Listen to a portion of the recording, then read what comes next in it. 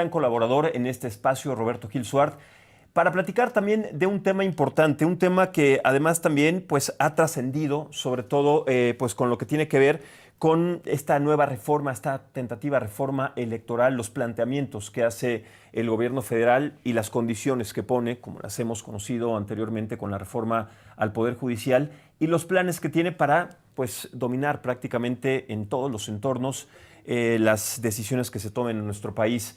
Roberto, me da mucho gusto saludarte. Muy buenos días. ¿Cómo te va? Muy buenos días, con el gusto saludarte y saludar a toda la audiencia de la saga. Saludos a la producción, un gran gusto estar de nueva cuenta con ustedes. Muchísimas gracias, Roberto. Sí, me da mucho gusto también coincidir nuevamente contigo. Bueno, pues un tema, en su momento platicábamos en otros espacios, tú lo recordarás, sobre las implicaciones, el impacto y las consecuencias que tendría la reforma al Poder Judicial. Ya las estamos viendo.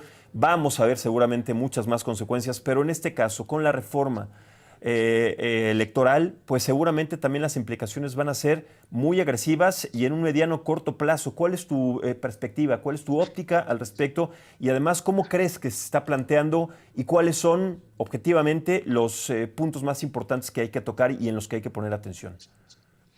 Este régimen ha iniciado una ruta de desmantelación institucional.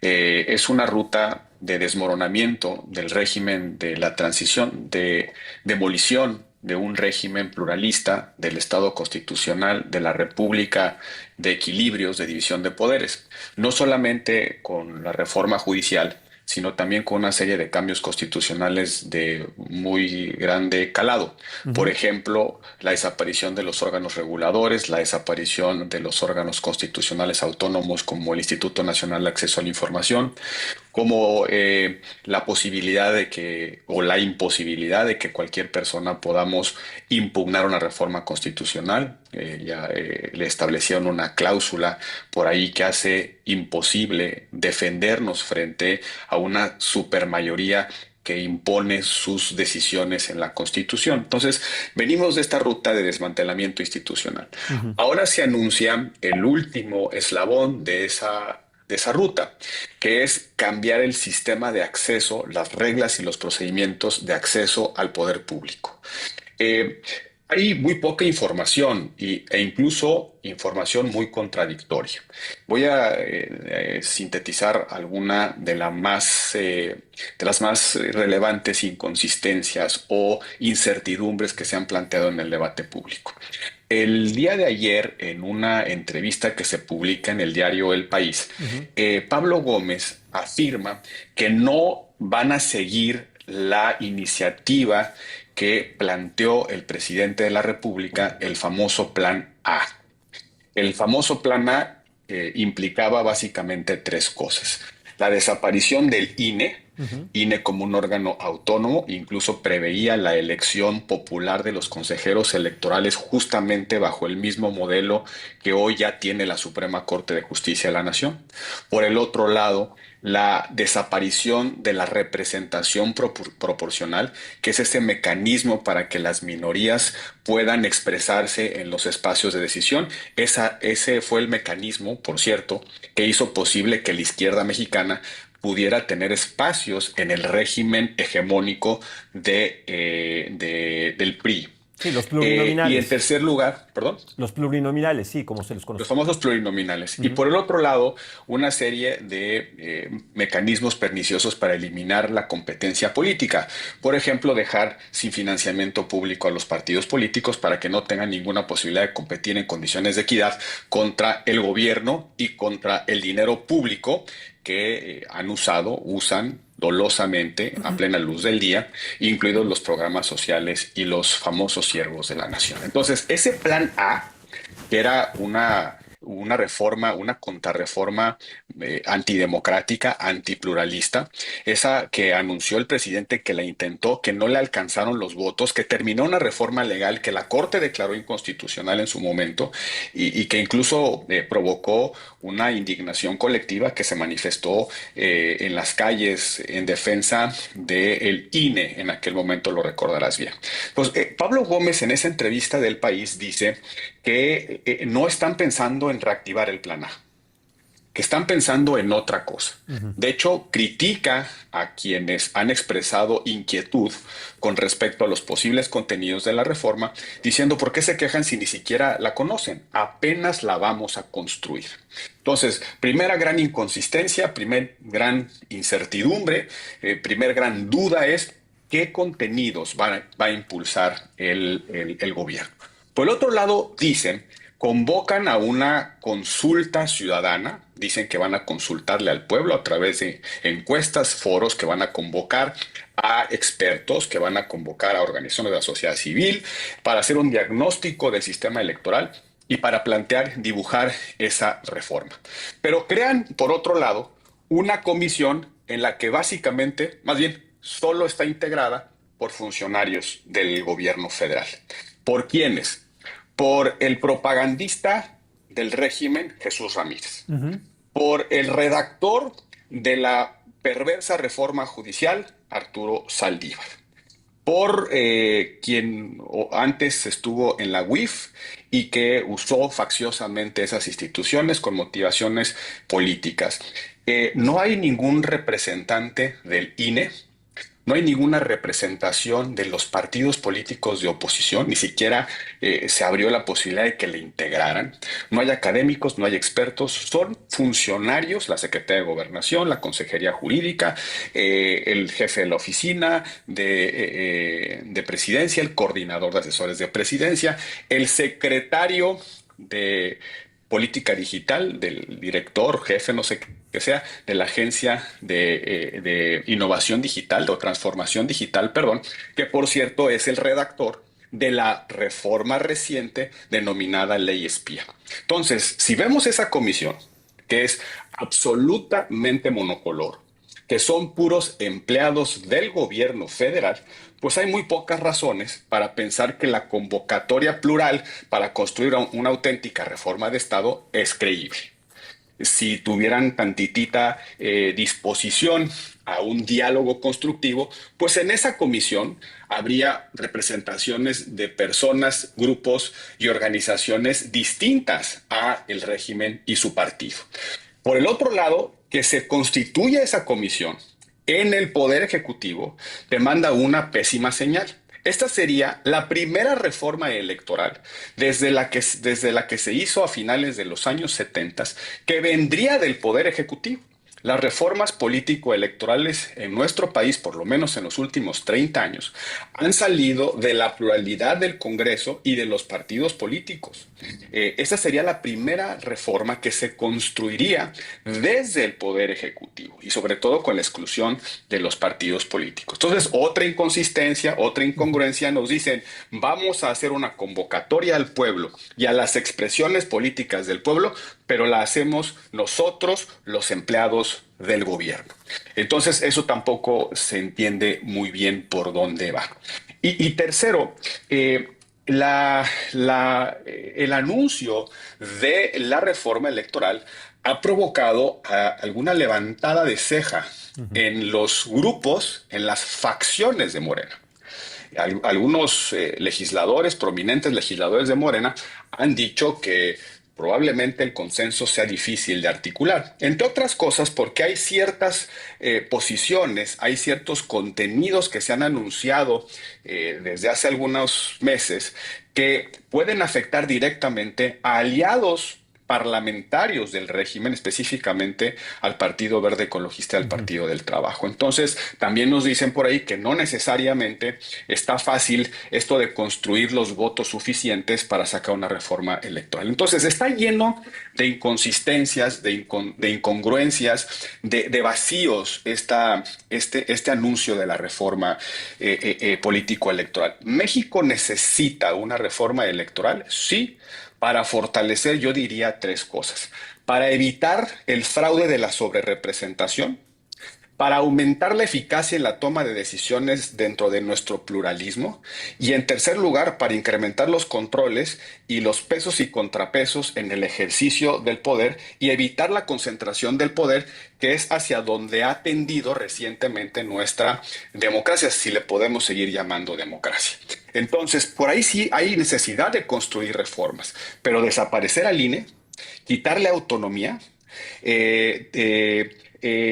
retroceder 40 o 50 años en términos de la representación de quienes pensamos distintos al régimen, me parece que es para engañar a bobos. Es decir, es únicamente una reforma que estaría pensada para el objetivo último de reconstituir en México una hegemonía política con disfraz de democracia mayoritaria. Y estas inconsistencias, estas incongruencias a las que tristemente, Roberto, estamos ya acostumbrados porque sucedió así en la reforma judicial, con este ejercicio de caricatura de las tómbolas, de los nombramientos de estos personajes con antecedentes criminales. No nos tendría que sorprender que ahora estos procedimientos, como bien lo dices, sean igual de vacíos, tengan estos recovecos y errores en el lenguaje, pero que además, y escuchando lo de las palabras de la presidenta Sheinbaum, que antes no había democracia, que ahora sí se están haciendo ejercicios democráticos. ¿No es esto, entonces, más que un ejercicio democrático, un ejercicio populista? Y lo digo porque se están basando en las encuestas populares como las que empezó a hacer Andrés Manuel López Obrador para tomar decisiones en donde uno de los poderes autónomos más importantes ya dejó de ser autónomo, como el Poder Judicial. Los tres poderes inclusive están ligados a la misma facción. Y yendo sobre estos parámetros, es un riesgo gigantesco. O sea, es un ejercicio de populismo del que no se había tenido contemplado. Es una postura de estas dimensiones, Roberto. Sí, a la luz de lo que pasó en la reforma judicial, deberíamos estar muy preocupados, porque recordemos todo lo que hicieron para sacar adelante la reforma judicial.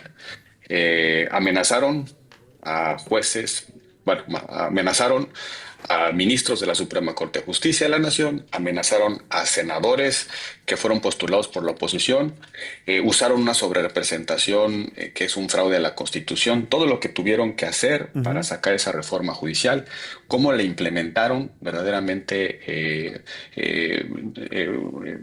de manera dolosa, los comités de evaluación cómo actuaron, cómo se implementó, no le dieron dinero al INE, los acordeones. Hay una serie de elementos, hay 2 informes recientes que se han publicado sobre todas las trampas, las mañas, los fraudes alrededor de la construcción de la reforma judicial, las tómbolas. Al final de cuentas llegaron 9 cercanísimos a la Corte, cercanísimos al régimen. Entonces, si nosotros vemos la reforma electoral en el espejo de la reforma judicial, deberíamos estar los mexicanos muy preocupados. Sí. Muy preocupados porque no tiene una motivación de fortalecer una democracia participativa, una democracia en la cual la Constitución proteja la capacidad de decisión de las mayorías, pero al mismo tiempo la posibilidad de las minorías de seguir participando, de seguir actuando justamente en la vida pública. Que se evite la tentación siempre de las mayorías de extinguir a las minorías o de mantenerlas en la esquina para que nunca puedan rivalizar, nunca puedan competir eficientemente en la disputa por el poder. Lo que fue el país del partido hegemónico lo quieren volver a ver. Quieren regresar al país de los 70s, al país de la única voz del presidente. Llama mucho la atención que una persona que estuvo defendiendo las causas de la izquierda, que incluso estuvo en la cárcel como perseguido político después del movimiento de 1968, esté pensando en darle la estocada final a la democracia pluralista como la hemos conocido en nuestro país.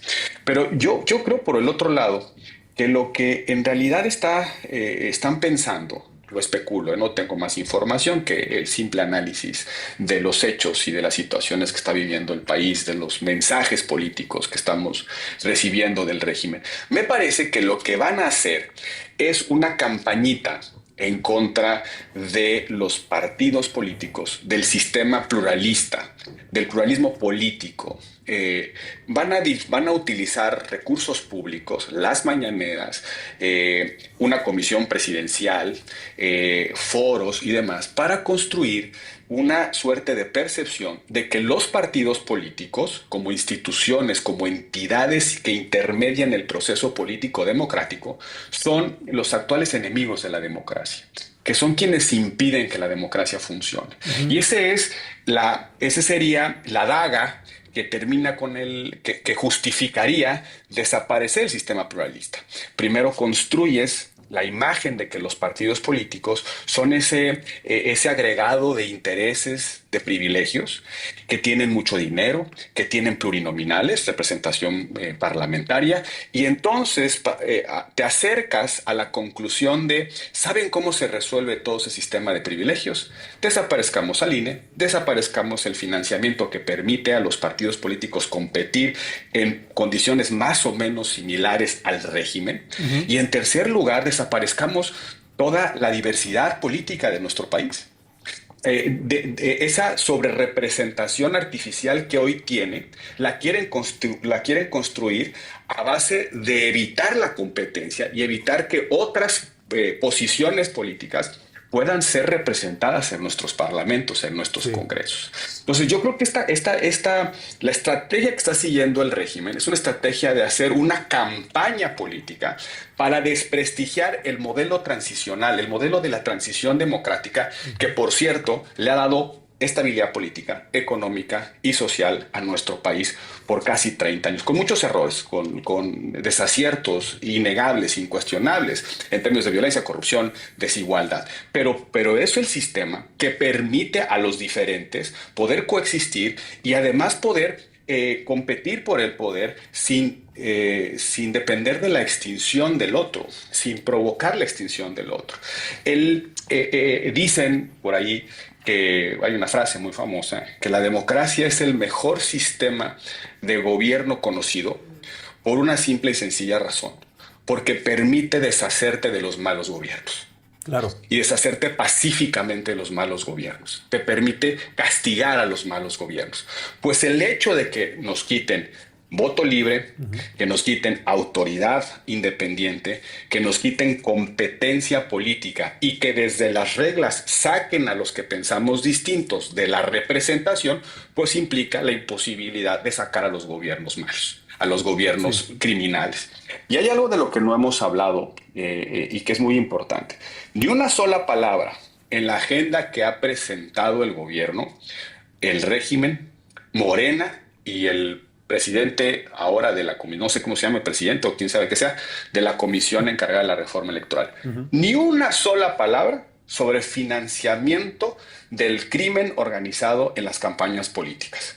Ese elefante en la sala. Así es. Ni una sola palabra sobre el problema del financiamiento del huachicol. Exacto. Ni una sola palabra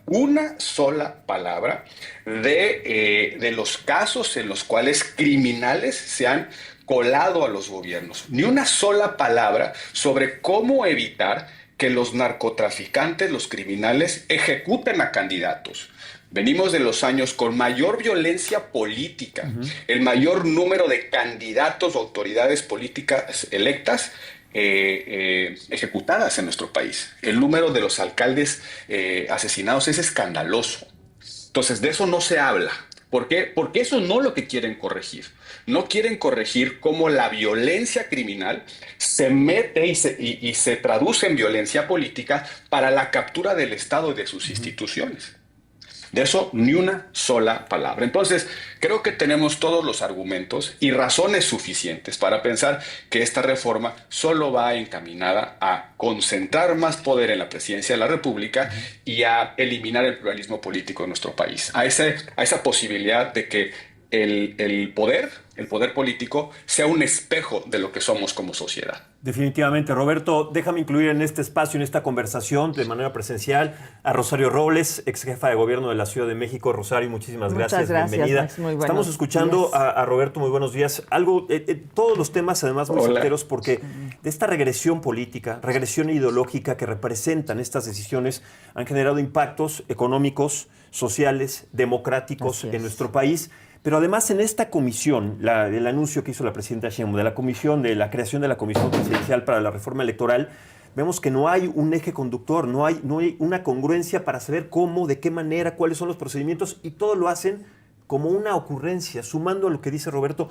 ¿Cuál es tu punto de vista, Rosario? Bueno, obviamente, muchas gracias, Max. Muy buenos días. Roberto, qué gusto volver a verte, aunque sea igualmente de lejitos. Aunque sea de lejos. Aunque sea de lejos. Yo creo que es muy importante abrir un debate sobre una necesaria reforma electoral. Siempre habrá aspectos perfectibles en nuestra democracia, que es una democracia joven que se ha venido perfeccionando.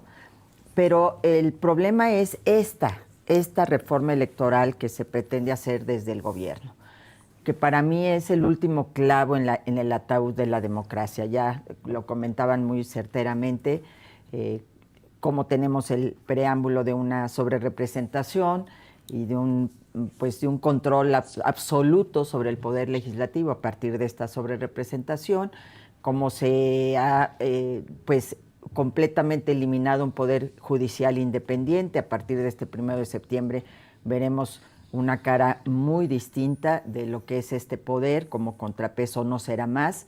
Y ahora van por lo último, por esta reforma electoral, que es una traición. Eso es lo primero que quiero decir desde una trayectoria de izquierda, desde alguien que compartió con Pablo Gómez, con varios de ellos, esta lucha por abrir los espacios en el país. Fuiste parte de la oposición cuando era en la oposición. Exactamente, es decir, fundadora del Partido de la Revolución Democrática, y diputada justamente en la legislatura donde se aprobó la reforma de 1996. Y es una traición porque, en primer lugar, justamente lo que permitió que la izquierda, que en su momento pues era muy pequeña, tuviera una representación y tuviera una voz, fue precisamente la representación proporcional, los plurinominales, que hubiera una diversidad que representara la pluralidad del país, por muy pequeña que fuera, que después llegó a ser gobierno, como es ahora. Eso le da salud democrática a cualquier país. Así es, que te escucha muchas voces, las voces que emanan de diversas representaciones de carácter político, ideológico, social, y que es muy importante estén representadas en el Congreso.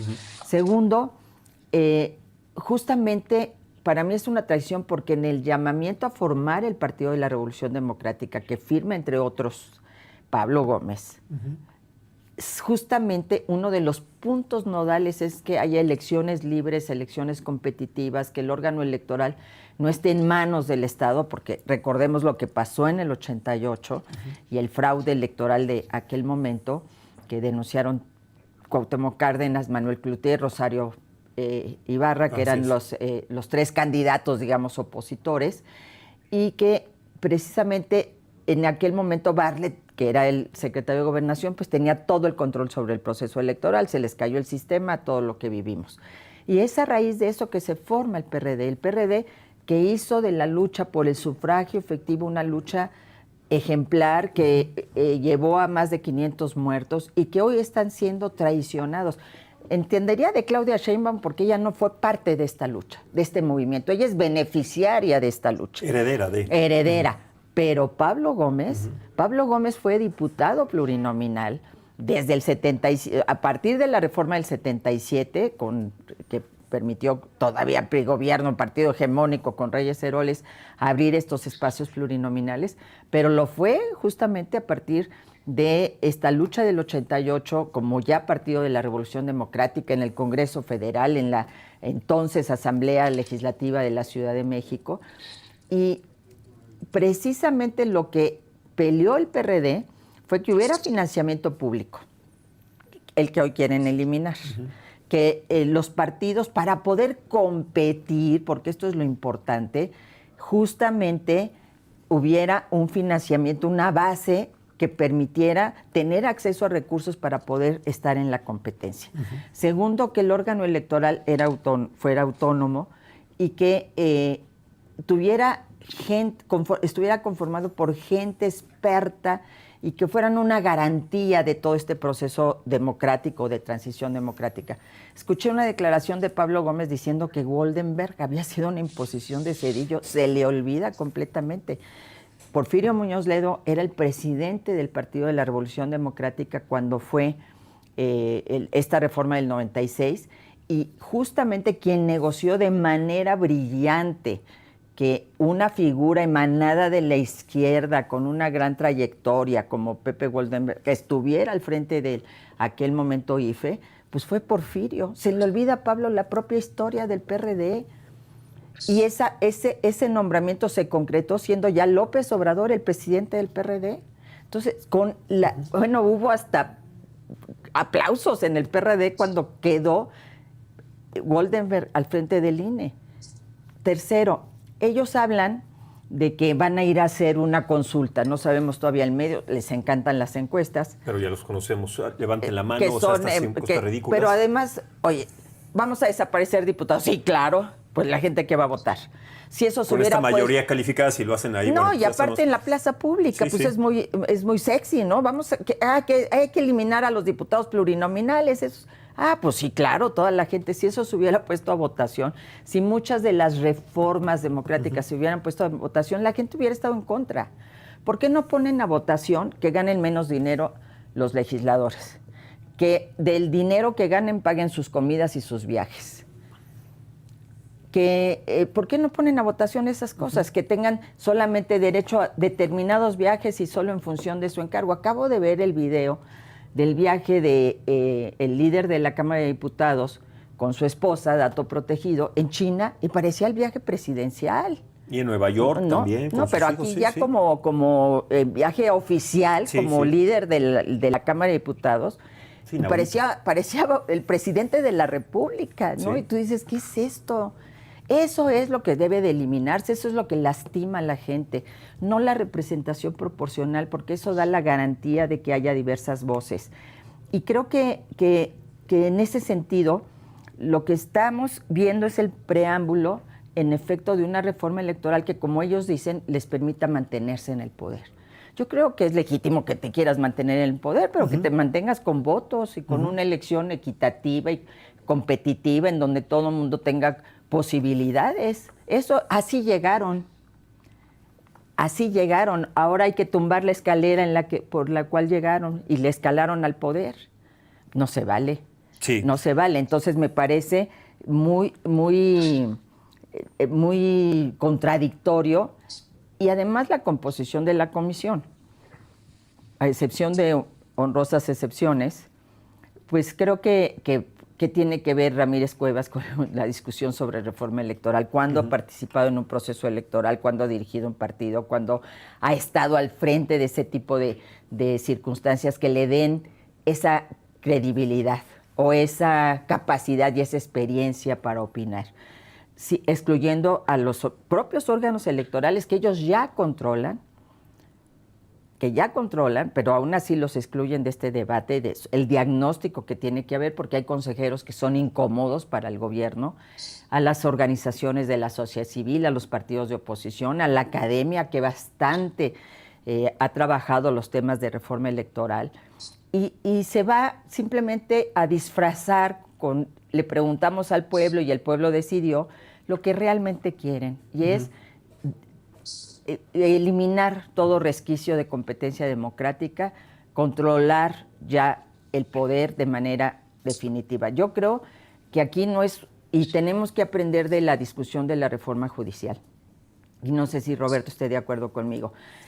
Aquí ya no es un debate solamente en el Congreso. Tenemos que ir a la calle. Hay que ir a la calle.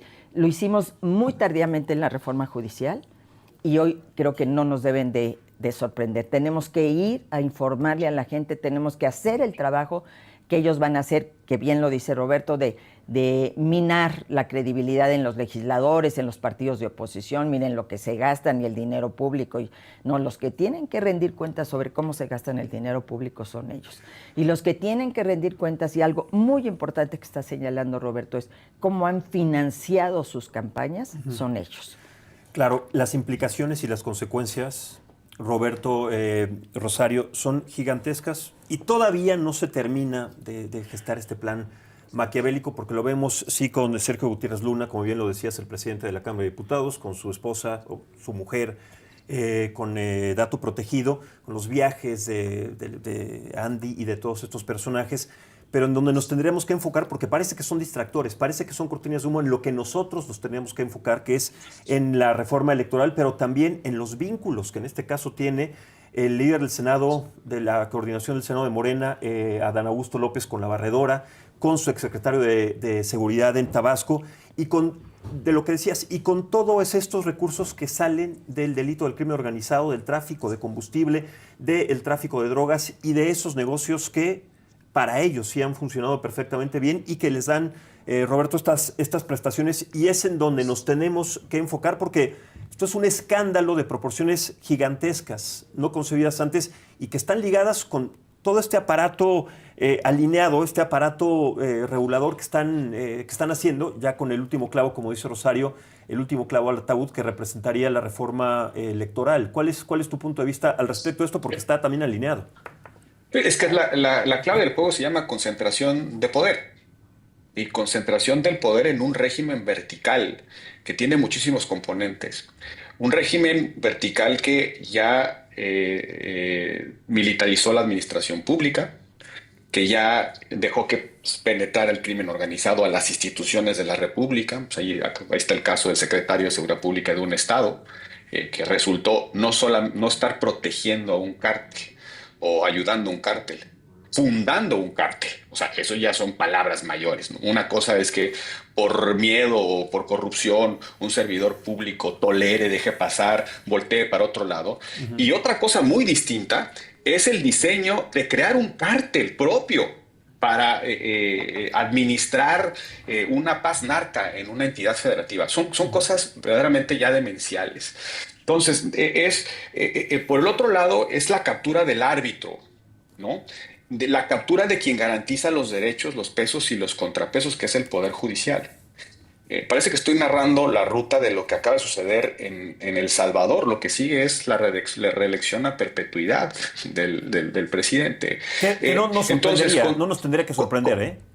Concentración de poder absoluto. Uh-huh. Es decir, es la reunificación del poder político en unas solas manos. La vuelta al presidencialismo que la izquierda mexicana, junto con la expresión del PAN, logramos en la transición democrática. Por eso coincido con Rosario, la gran traición de la izquierda, de personas como Pablo Gómez, con el que a mí, por cierto, me tocó discutir reformas electorales y pensaba de manera muy distinta a lo que hoy dice. Uh-huh. Él fue uno de los impulsores del Pacto por México. Así es. El primer enunciado del componente político electoral del Pacto por México dice más o menos así: la pluralidad del país es una realidad innegable. Hoy la pluralidad del país ya a Pablo Gómez no le importa. Dice, esto se trata de imponer, estoy citando la entrevista del País, imponer nuestra fuerza. Así es. Imponer nuestra fuerza. Cierro la cita. Uh-huh. Y decía Rosario algo muy relevante. Así como debemos estar alarmados, dado el antecedente de la reforma judicial sobre lo que son capaces de hacer y hasta dónde pueden llegar, no tiene ni siquiera estética política. El PRI setentero, el de López Portillo, por lo menos medio maquillaba ahí la institucionalidad y tenía ahí oposiciones testimoniales, creaba partidos satélites y más o menos seguía el ritual de la monarquía sexenal. Lo que hoy estamos viendo es que ya hasta el sentido de la estética están perdiendo. Entonces, la otra parte del aprendizaje es para la oposición. Llegamos tarde y mal a la resistencia al Poder Judicial. Y no solamente porque fuimos incapaces de defenderla, incapaces de, por ejemplo, sostener los votos en el Senado de la República, y hay que volverlo a decir reiteradamente, 3 votos de la oposición hizo posible la reforma judicial, y un voto de un ministro de la Corte que hoy tiene una representación diplomática fue la causa por la cual se validó esa reforma. Sí. Nunca hay que olvidarla. Llegamos tarde y mal porque no supimos hacer la resistencia. también porque no supimos o no tomamos a tiempo la decisión para resolver el dilema entre abstenernos y condena o una forma de protesta o participar y darles la batalla. Ustedes lo saben, soy de los que creía que había que participar activamente, a salir a la calle, denunciar los acordeones desde las urnas, desde la calle, desde los centros de votación. La oposición también tiene que recordar esos dilemas. Y lo más importante es que no se acomodan solas las cosas. Yo lo dije en algún momento ahí en un espacio con Rosario y con Adela, a la cual le mandamos un saludo. Muchas veces escuchamos, no se preocupen, lo va a arreglar los mercados, vas a ver la presión de Estados Unidos. Ahorita que llegue Marcelo Ebrard a la mesa y los moderados van a convencer a la presidenta de que es un despropósito la reforma judicial. Ella, en cuanto tome el poder y se ponga la banda, se va a ir deslindando de López Obrador. Pues nada de esto pasó. Así es. Ningún factor externo corrigió ese despropósito. Entonces, las oposiciones tienen que entender, y digo oposiciones porque no solamente son las partidarias. Así es. Aquí también tenemos que hablar de las oposiciones sociales y es decir, de todas aquellas organizaciones que están en defensa de una causa que no coincide con esta destrucción de la República, esos exconsejeros electorales, los académicos que están cuestionando seriamente la posibilidad de una reforma retrógrada, esas oposiciones institucionales, sociales, universitarias, académicas, oposiciones en el sentido de que nos oponemos a un retroceso más de la República, debemos de hacer nuevamente pedagogía política y tomar la decisión rápida de una resistencia activa. Y desde cosas tan sencillas como recordar lo que acaba de decir Rosario. Los diputados de representación proporcional fueron la vía de acceso al poder de una izquierda que estaba prohibida constitucionalmente, que estaba proscrita, que era ilegal. Si no existiera el INE, con el sistema de financiamiento público, con el acceso a radio y televisión, simplemente López Obrador no hubiese sido presidente. Así es. Sí.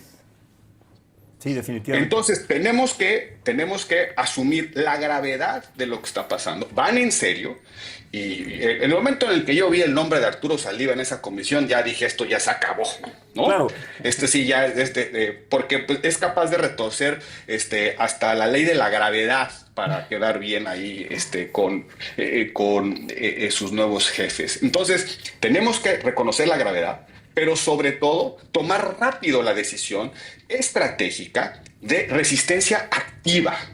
Resistencia activa, no nada más esperar a que se corrijan solos y a ver si logramos contener ahí con unos megáfonos en el Congreso. Tenemos, como dice Rosario, salir a la calle ya a reconstruir la legitimidad del sistema pluralista, democrático, republicano de nuestro país. Claro, y es que hablando de Arturo Saldívar, de estos personajes que han resultado maquiavélicos en esta novela de terror, Pablo Gómez, anteriormente ya ni siquiera lo quiero nombrar, a Miguel Ángel Yunes, al traidor a la patria, en fin, todos estos personajes alineados no solamente a su conveniencia, sino a romper los esquemas democráticos, son los aspectos más graves que están ya sobre la mesa y que parece ser, y más allá de lo que tú propones, Rosario, salir a la calle, parece que estamos llegando demasiado tarde porque la oposición, y lo tenemos que decir así, no sé qué opinas, Roberto, está desaparecida, es raquítica actualmente y no tienen un discurso, no tienen una postura concreta para tratar de poner una balanza a la mitad, de erradicar esta situación tan delicada.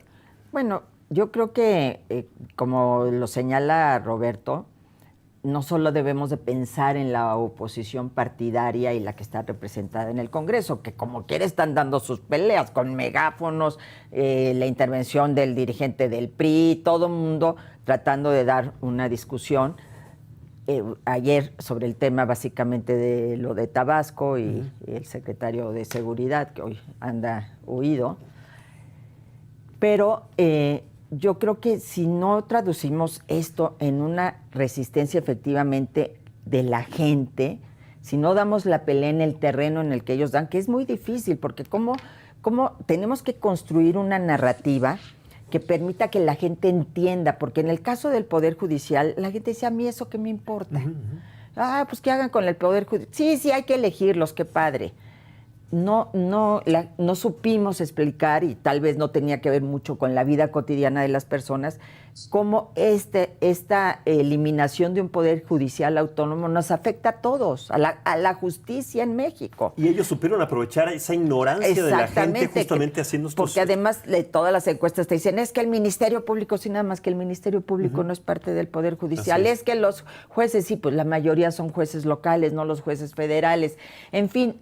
Era muy complicada y también pues frente a una postura como es que los plurinominales les cuestan al país, pues la gente va a decir pues sí, que nos cueste menos, nos cuesta mucho la democracia. No, nos cuesta más la corrupción, nos cuesta más lo que ellos gastan en obras faraónicas, que seguimos manteniendo y que no nos dan nada, no se refina con Dos Bocas, no lleva gente el Tren Maya, nada de esas obras, el AIFA está vacío. Es decir, nos cuesta más eso que la democracia, pero lo que sobre todo tenemos que entender es cómo explicar que importa en la vida cotidiana y que esa democracia que hasta ahora la dejamos solamente en el ámbito electoral, tiene que ser una democracia social.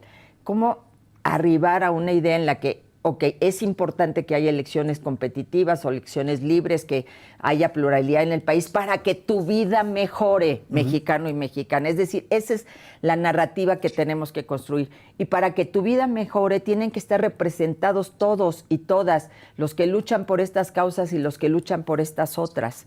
Tiene que haber contrapesos a un poder que quiere ser, en efecto, el PRI de esos años 70, el partido hegemónico, único, patrimonialista, el que se sirve de los recursos del Estado para tener sus servidores de la nación, para comprar votos, todo.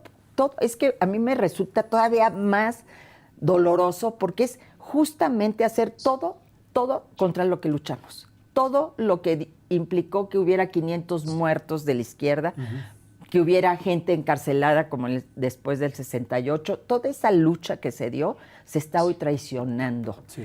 Y entonces tenemos que encontrar esa narrativa y tratar o sea, la oposición en este país finalmente, todas las encuestas nos están hablando que más del 40%, casi cercano al 50%, no está de acuerdo con lo que está pasando. ¿Cómo juntamos a todos esos? No puede andar uno por su lado, el otro por el otro, acá no, tú me caes mal, tú me caes bien. No, como todos, y no puede haber protagonismos. Yo convoco a... No, cómo entre todos generamos esta lucha y logramos que la gente entienda que este paso es una regresión incluso para su vida. Este es el gran reto, no sé si me explicó. Completamente. De que la gente no sienta, pues claro, que entre menos diputados, ¿de qué me sirve el diputado? De nada, pues entre menos diputados haya mejor. La gente se va a ir en esta lógica muy simplista y muy populista. Claro, cobijado y escondido con programas sociales. Mientras a mí me sigan dando mis 3,000, 4,000 pesos, entonces todo lo demás no importa que este domingo, este sábado y este domingo tengamos que marchar para que haya medicinas, ¿verdad? Del país que no hay, ¿no? Y que nos prometen el mes y siguen pasando y no hay medicinas. Pero pues me imagino que en Dinamarca tampoco debe de haber medicinas. No, bueno, sí, somos igual. Como... en fin, entonces creo que el gran reto es inmediatamente ya una reunión de cabezas de todos estos liderazgos sociales, partidarios y demás, en donde se construye esta narrativa e ir a dar la pelea. Sí. Ir a dar la pelea, hablar con la gente, no dejarlo solamente en las redes, que es importante el debate ahí, pero no es suficiente, porque finalmente sabemos y lo vimos en la elección judicial que hay una estructura, que es la de servidores de la nación, que va y moviliza en torno a sus objetivos. Moviliza a través del amago, te voy a quitar el programa, o a través de te voy a dar un programa, etcétera. En la Ciudad de México se informó de uno de a partir de los 30 años. Es impresionante el lugar. Alguien hacía un comparativo muy interesante, es decir, a un residente en un instituto médico público le dan 4,000 pesos al mes por estar horas y horas de trabajo y en condiciones muy vulnerables, y acá por no hacer nada te van a dar 8,500 pesos. Pues, o sea, ¿cuáles son las prioridades? ¿Cómo construimos una cultura del trabajo y de la productividad y de el éxito que esté basado precisamente en tus capacidades? Entonces, creo que enfrentamos toda esa circunstancia y enfrentamos a un poder que está dispuesto a romper sus propias reglas, porque lo vimos en la elección judicial. Ellos aprobaron una serie de situaciones en la Constitución y todas las violentaron, todas las violentaron. Y están dispuestos, y le pasó a Roberto, que ni siquiera puedas llegar a la boleta. Ya olvidémonos el de la representación plurinominal. Es que nombren comités en donde no puedes ni llegar a la boleta a participar, porque no eres idóneo, por los criterios que a ellos se les ocurran. Entonces, creo que sí estamos en un momento clave y que, como decía Cicerón, las leyes se ganan en la calle. Ahí hay que ir a ganar. Claro, y no podemos, Roberto, Rosario, desatender o olvidarnos de este otro problema gigantesco en el que estamos, porque Rosario hablaba sobre estos proyectos faraónicos que conocemos, que no han funcionado, el Tren Maya, el aeropuerto Felipe Ángeles, la refinería Dos Bocas, pero hay un proyecto faraónico de esta administración que sí ha funcionado a la perfección y que ha funcionado de pies a cabeza y con una, no solamente con una discreción, sino hasta antes, sino que con una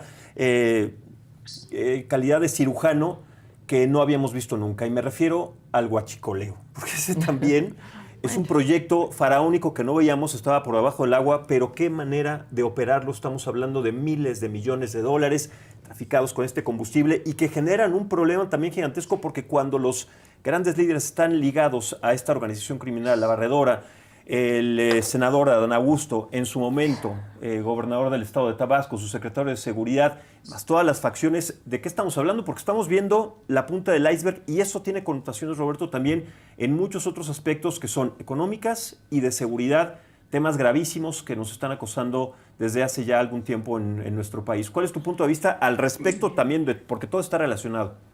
No, gravísimo, y por eso mencionaba yo esto del financiamiento ilegal. Pero lo que mencionas del huachicol es, déjame ponerlo así, es la mejor y más perfecta de las privatizaciones posibles de Pemex.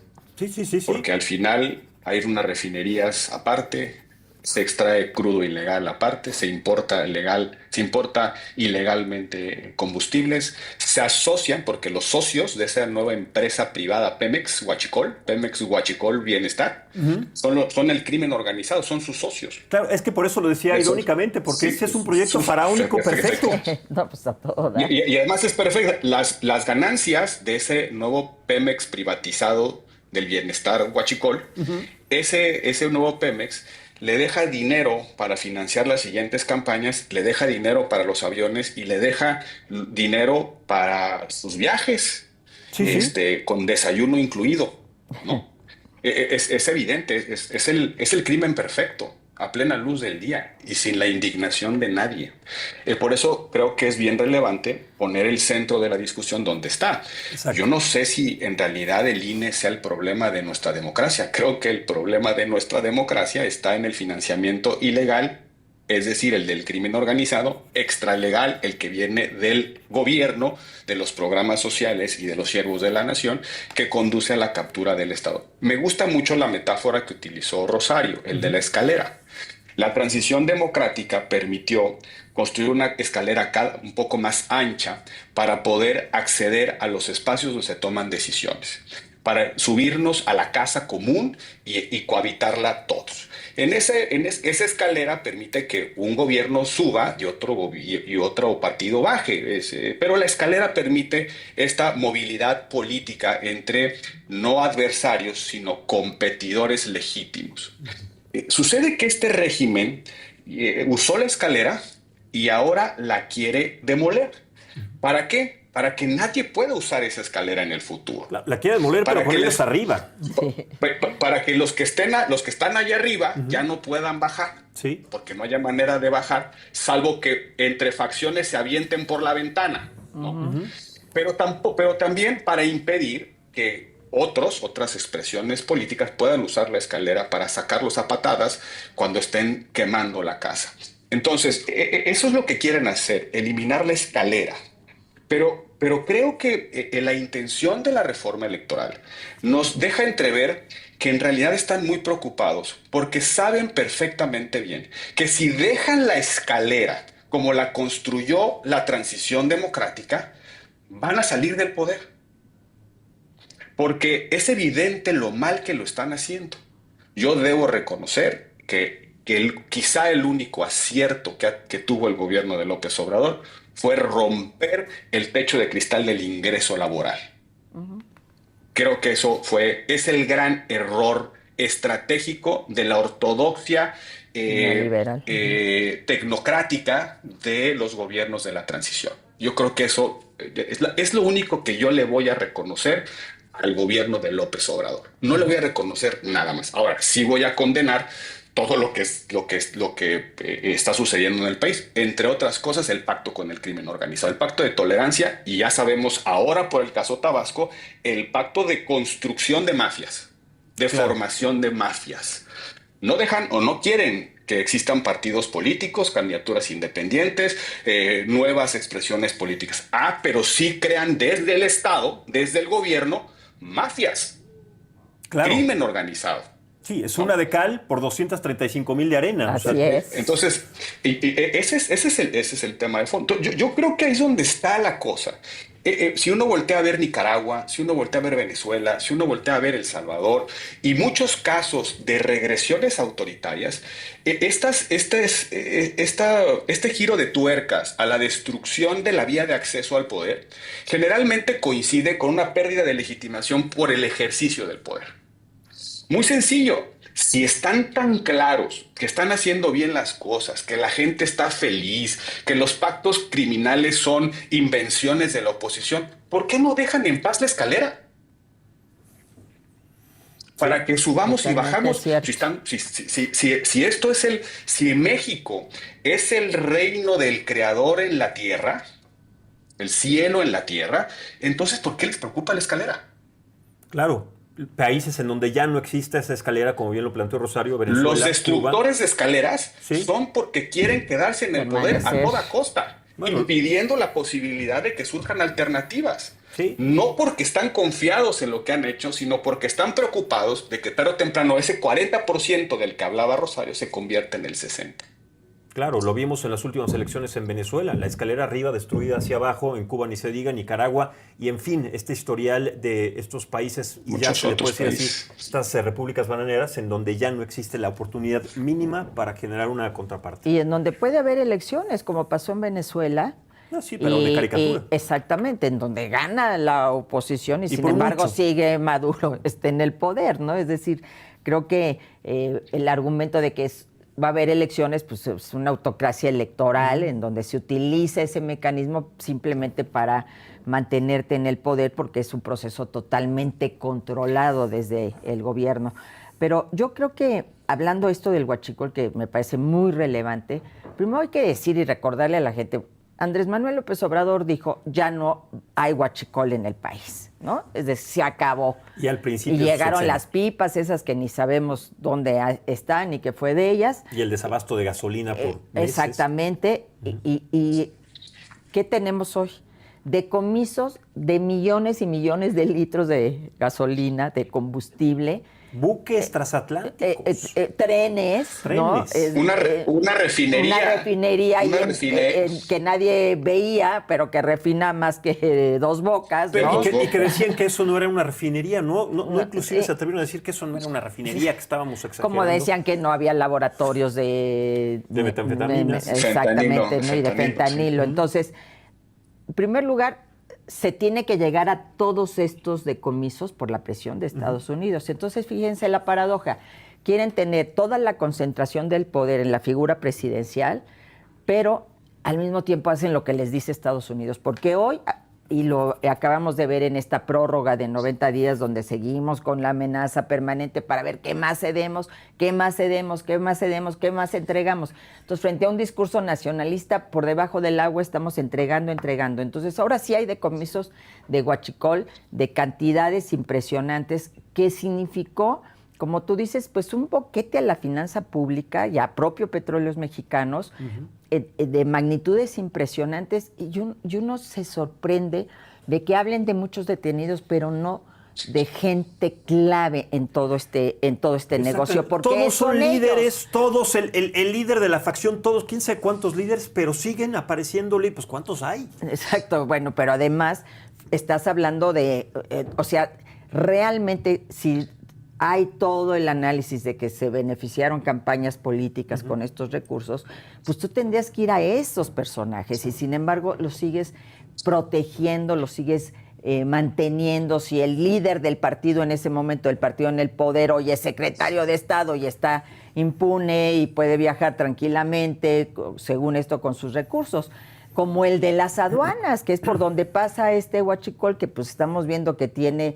de vivir en una unidad habitacional, hoy vive en un departamento de lujo que es en suyo. Un penthouse de Polanco, 20 millones de... Supermillonario, Sí, con relojes carísimos. Es decir, todo esto te habla de que en efecto pues es algo muy potente, muy poderoso y que implica muchos recursos.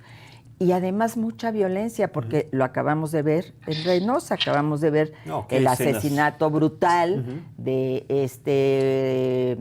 delegado de la Fiscalía General de la República, ¿no? A propósito, después, o sea, y como lo ha señalado la propia Fiscalía, pues justamente se da después de un decomiso enorme que se hizo ahí en Tamaulipas. Entonces, todo esto, eso es lo que debiera estar en el centro y en la atención, y es donde la presidenta no nos nombra comisiones y nos dice además, pues no sé, luego les va a informar el Gabinete de Seguridad y patea el bote, pero no hay claridad. Y la única claridad que se va dando es por la presión norteamericana. Pero la presión norteamericana tiene que ver con sus intereses, no con los nuestros. Eso es lo que tenemos que entender, y lo que dice Roberto es muy importante. No, la salvación no va a venir de Estados Unidos. Quien lo espera, ni lo queremos. Yo creo que la oposición mexicana no quiere que el tío Sam nos venga a salvar. Queremos construir nuestra propia alternativa y construir esta posibilidad de frenar. Bueno, Marco Cortés en su momento sí declaró que sí y que por qué no le dábamos oportunidades. Obviamente sí hay que haya una cooperación con Estados Unidos para combatir un enemigo común, que es el crimen organizado, que debiera ser un enemigo común, que pareciera que no lo es, ¿no? Que tiene que haber toda la apertura en este sentido, en términos de inteligencia, de cooperación, de intervención regulada de ciertos aspectos, pero de ahí a pensar que Estados Unidos va a frenar la reforma electoral porque no le conviene a sus intereses, o iba a frenar la reforma judicial porque ponía en jaque el Tratado de Libre Comercio o el TEMEC, etcétera, pues no es cierto, porque Estados Unidos no está en nuestra lógica, está en su lógica, que es muy legítima, y pues allá ellos. Acá nosotros tenemos que hacer nuestra tarea, tenemos que hacer nuestra chamba y tenemos que construir reconstruir el país en un sentido pues positivo, en donde no sea esta polarización y este odio, porque estamos viéndolo en la calle, como la gente, pues ya cada quien toma las decisiones de a quién juzgar, a quién no, quién es delincuente, quién no es delincuente. No, tenemos que volver a los cauces institucionales, democráticos, y entre todos contribuir para que este país esté en paz. Claro. Roberto, hay otro tema que también se está dejando de poner atención y que tiene que ver también, está ligado indirectamente, permítame decirlo de esta manera, que es con lo que pasa con Petróleos Mexicanos. Está quebrado con el robo de combustible, que además ha generado pues un problema gigantesco desde hace mucho tiempo, pero que además ahora Hacienda anunció la inyección de $12,000 millones para inyectar a Pemex y para que pueda pagar a proveedores. Dinero que viene además de nuestros impuestos. Entonces, ¿de dónde estamos hablando? Tenemos que pagar además las deudas que generan, el problema que genera el huachicol y también la deuda que ha generado durante estos últimos 6-7 años Petróleos Mexicanos. Sí, efectivamente, es el Pemex Proa de Morena.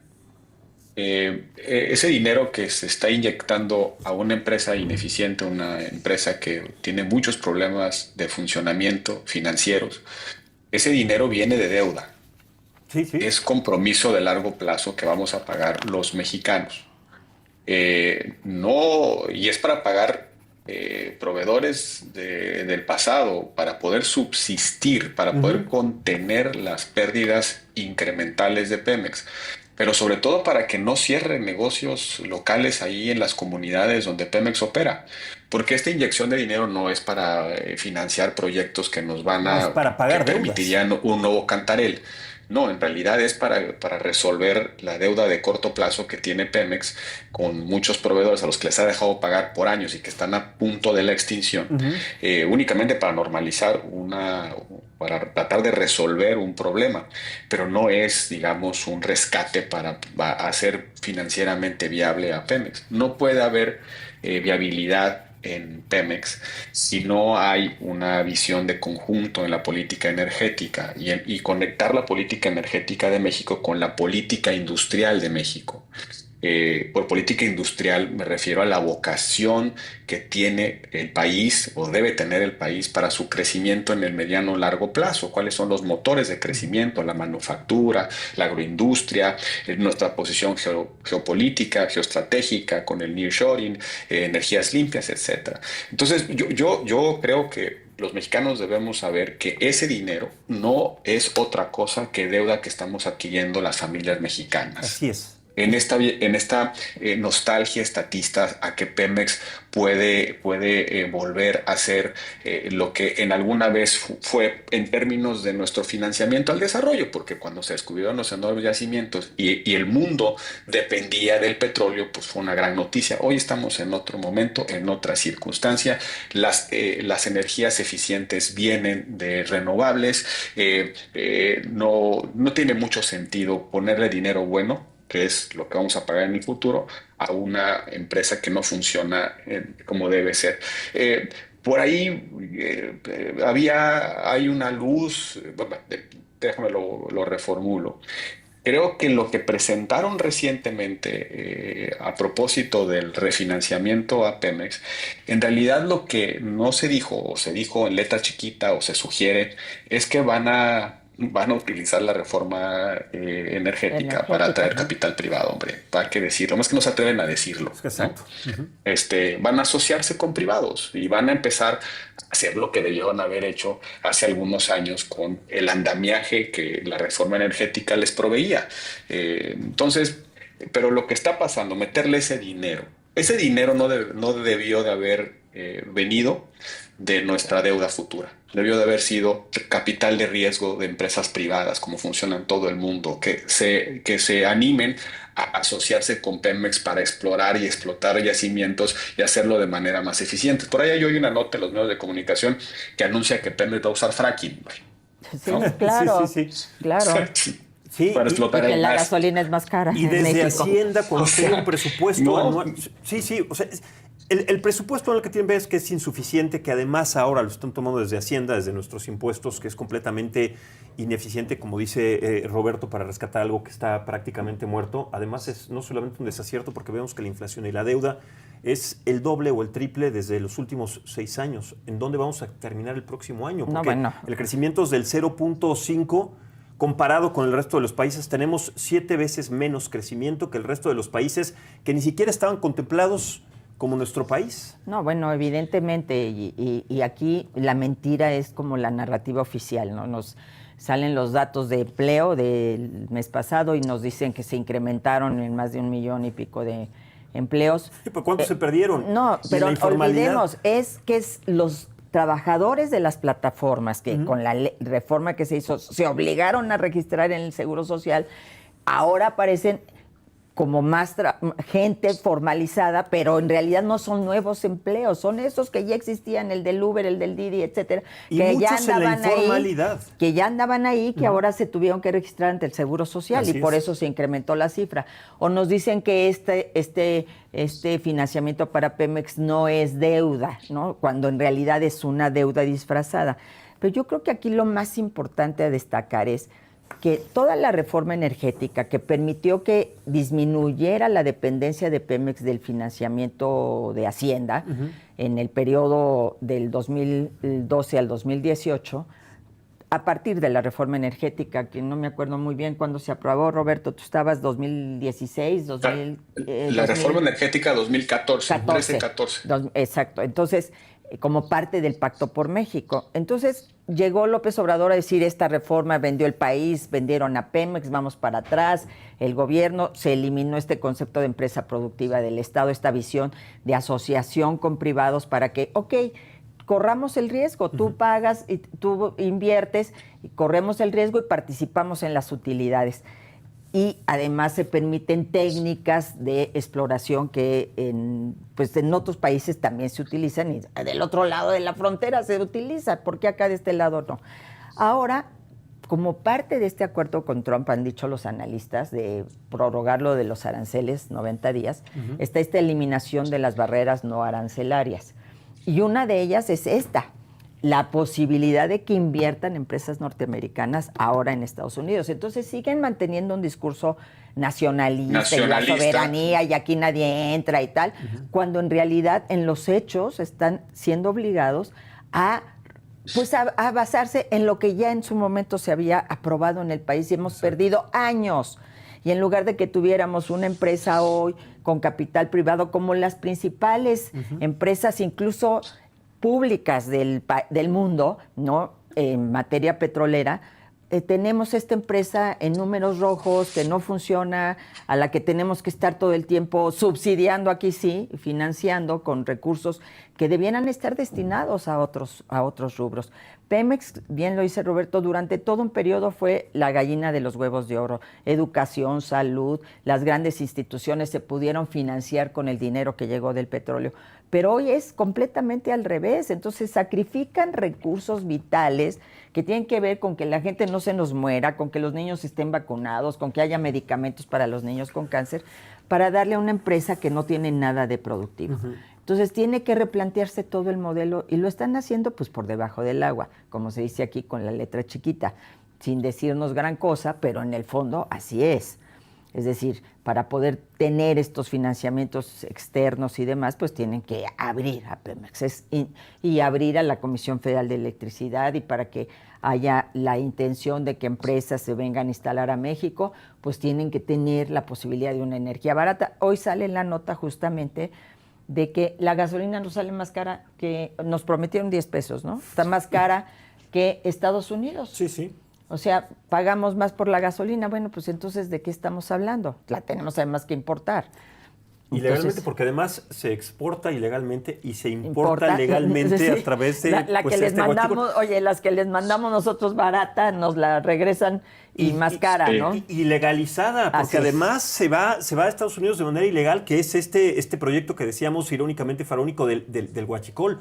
O sea, nos están dando o Donald Trump nos está dando un dulce y nos lo quitan, porque además también viene acarreado el problema de los aranceles, las remesas, la caída de las remesas, que significan y representan miles de millones de pesos al año. Son 65,000, y si no me equivoco, 65,000 millones de dólares en remesas, cuando estados de la República Mexicana representan el 15% del Producto Interno Bruto. Con la llegada de las remesas, y caen estrepitosamente 12 y 16% en cada uno de los últimos meses, son hechos ligados directamente a estas malas decisiones, porque eso sí, se paran el cuello diciendo, bueno, logramos un 1% nada más.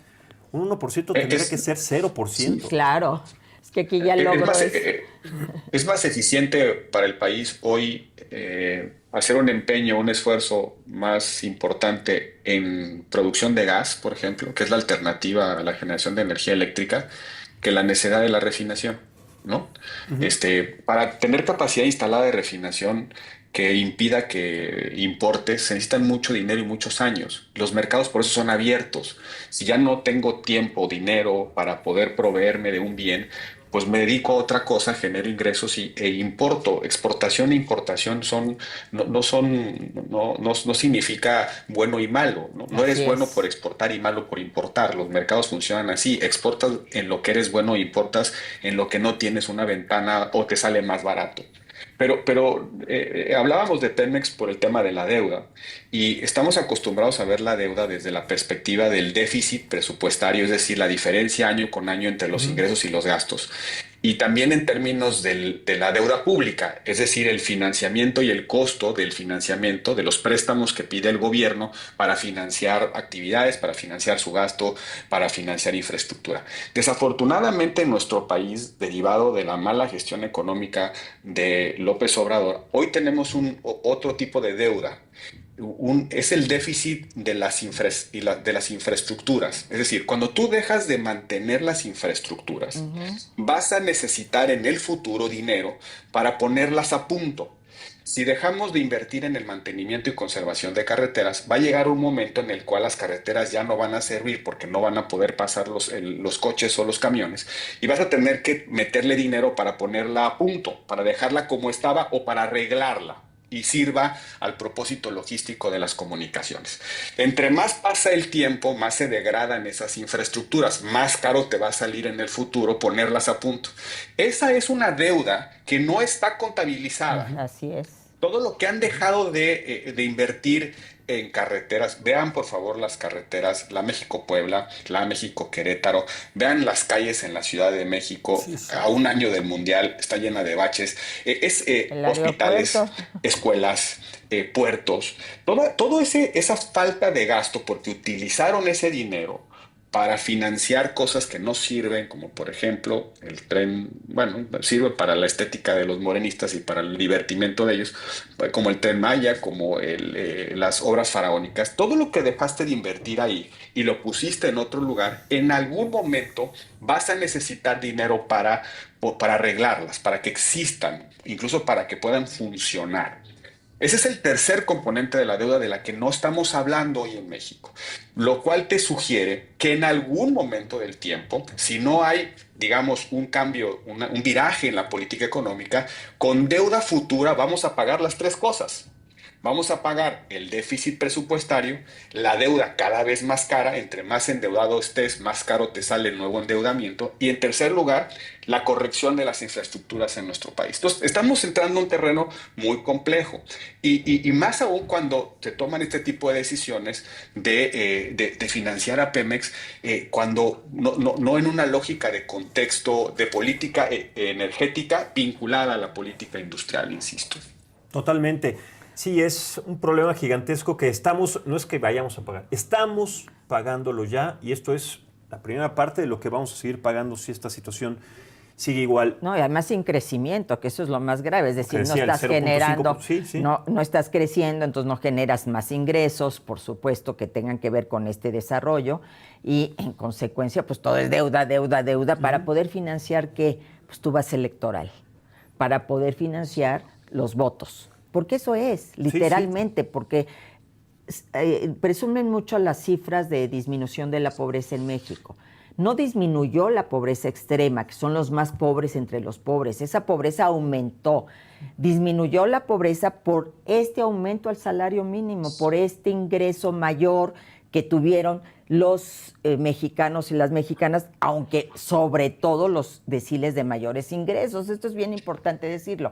Pero más allá de eso, ¿de qué me sirve que a mí me estés dando un ingreso si no tengo una educación de calidad y no tengo una salud de calidad, que son también derechos sociales? Si no tengo un trabajo que me dé seguridad social. Es decir, ¿qué estamos, a cambio de qué estamos aceptando este dinero? Que esto es algo que también tenemos que llevar al imaginario, porque tenemos que decirle a la gente, esto no es suficiente para que puedas tener las garantías que la Constitución te consagra, los derechos que la Constitución consagra. Entonces, todo esto implica, en efecto, yo creo, pues trasladarnos abajo, hablarle a la gente con la verdad y que no nos distraigan, porque nos meten bolas de humo, como este tema de la liberación que se dio el fin de semana de Vallarta, que además lo celebra la 4T como ¡wow! ¡Qué maravilla! Y hablan de Calderón, cuando ni Calderón era el presidente, cuando era Vicente Fox. Pero más allá de eso, celebran esto, hablan del debido proceso, de la presunción de inocencia, de 20 años sin sentencia, y al mismo tiempo aprobaron una reforma para la prisión preventiva oficiosa automática. Ya ni siquiera el juez va a poder discernir, sino automáticamente con un caudal de delitos que ellos aumentaron, te vas a la cárcel. Ya, ¿cuáles pruebas? Ni cuáles nada. Te acusan a ti de delincuencia organizada y te vas a la cárcel. No tienen que probar nada. Y entonces todo es según sus conveniencias, todo es según su narrativa, todo es lo que a ellos les trae agua para su molino. Por eso es muy importante que trascendamos al discurso entre nuestras mesas y el Congreso y demás, y podamos trabajar con la gente para ir de alguna manera pues desmenuzando. Yo veo en Venezuela una luz, justamente todo este movimiento que encabezaron María Corina Machado y Edmundo González, en donde ya no es un tema derecha o izquierda, porque yo como una agente de izquierda a lo mejor no podría identificarme ideológicamente con María Corina Machado. Sin embargo, me identifico plenamente en esta lucha por la democracia. Esto ya es demócratas contra autoritarios. Aquí estamos todos los que queremos un país con democracia y todos los que quieren un país con una autocracia. Entonces, Venezuela te dice que al final de cuentas sí hay luz en el camino, que sí puedes construir esa mayoría, que sí puedes trabajar para que en algo que pareciera impensable e invencible puedas tener un derrotero favorable. Todavía les queda camino por andar, pero nos dice que sí es posible. Y en México tenemos una tradición finalmente también que hay que avalar y que hay que reivindicar, que es esta tradición por la lucha democrática que nos toca.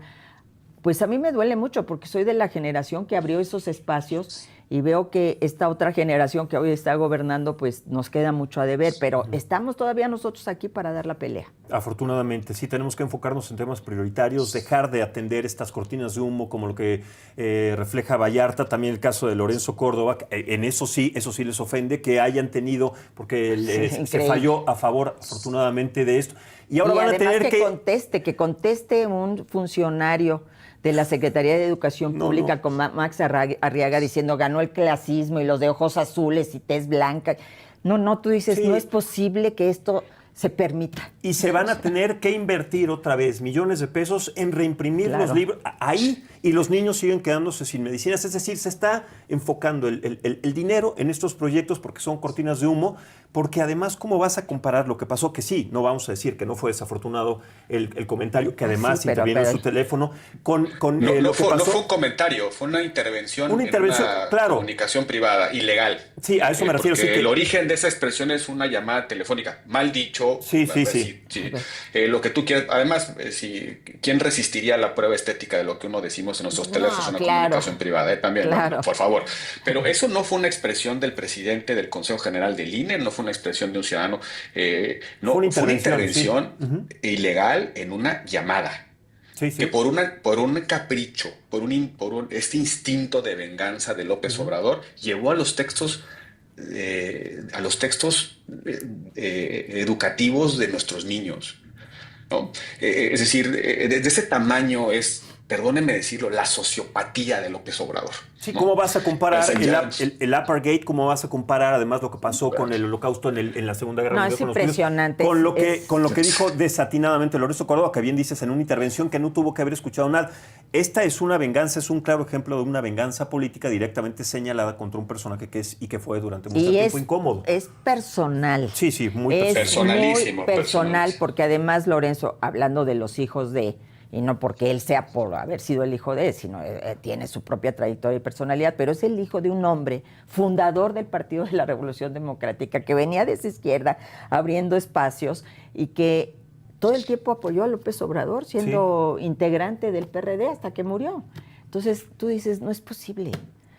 No es posible. Pero está bien que Morena critique a Lorenzo Córdoba en donde quiera, que en sus manuales de organización interna, en sus capacitaciones, pongan el ejemplo. Pero ¿por qué? ¿Bajo qué metodología? ¿Bajo qué lógica pedagógica pones en la página siguiente al apartheid una expresión derivada de una comunicación ilegal? Me parece un demencial. No tendríamos que estarlo discutiendo. Eso sí, ahora, dada la resolución de la Corte, a reimprimirse millones de volúmenes de libros de texto. ¿Quién lo van a hacer? ¿Quién va a pagar la grasejada de López Obrador? Nosotros. Pero no lo van a hacer. Los niños lo están pagando porque no van a tener libros. Y lo vamos a pagar los contribuyentes. Pero no lo van a hacer, no van a acatar. Puedo jurar que no van a acatar la resolución de la Corte. Porque además, como ya es el último acuerdo de nuestra Corte que se va y se cierra todo un capítulo de un poder judicial de esas características, pues van a decir, pues no, ¿quién va a obligarlos? Claro. Ese es el gran problema que tenemos. No lo van a hacer, pero si lo hacen, lo que decíamos lo van a tratar como la última exhalación del muerto, ¿no? Entonces ya muerto ya no importa lo que dijo, ¿no? Claro. Pero vuelvo a insistir y yo creo que terminamos donde empezamos. Para que exista un poder judicial independiente, para que existan racionalidades que eviten estas cosas, tiene que haber pesos, contrapesos, división de poderes, controles, etcétera. Pero para que eso exista, debemos defender con toda convicción la escalera. Sí, sí. Con nuestra libertad, ejerciendo nuestros derechos, movilizados y organizados. Y si es necesario empeñar la libertad y la vida, habrá que hacerlo. Porque sin escalera se impone el régimen de la necedad, de la ocurrencia, del capricho. Ese es el gran riesgo del autoritarismo, el gobierno de la ocurrente, del yo puedo todo, del voluntarismo, del, perdónenme la expresión, del valemadrismo. Sí, pues no De que les no me importa, no me no le importa la importa. educación de los... No me importa nada más O que que mi se venganza mueran. personal. Nos llevaron a una crisis diplomática con el Reino de España y la redactora de la carta se va con todo hijo y a vivir a España. Sí, sí, bueno, con España, con Ecuador en su momento, o sea, problemas que no habíamos tenido nunca diplomáticamente Con el Papa. Sí, sí, sí. No, es increíble. Y Capricho. Un régimen plural, democrático, republicano, de división de poderes, de contrapesos, de esas racionalidades que parecen aburridas pero que son muy importantes, es el antídoto más eficiente a la cultura del capricho.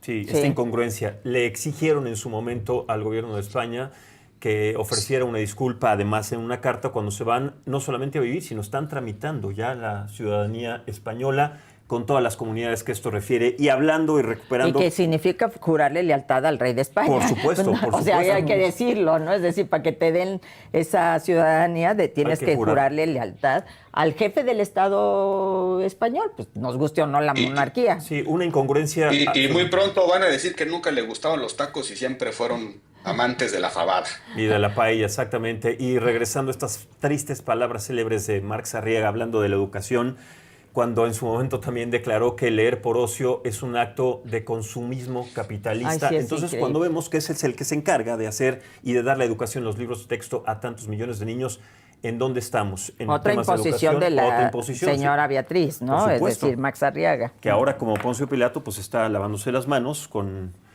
la nueva sociedad con la que va a convivir española, y así con la educación, con la salud, con la seguridad, con todos los temas que siguen siendo pendientes. No nos distraigamos con los Vallartas, no nos distraigamos con estos Así es.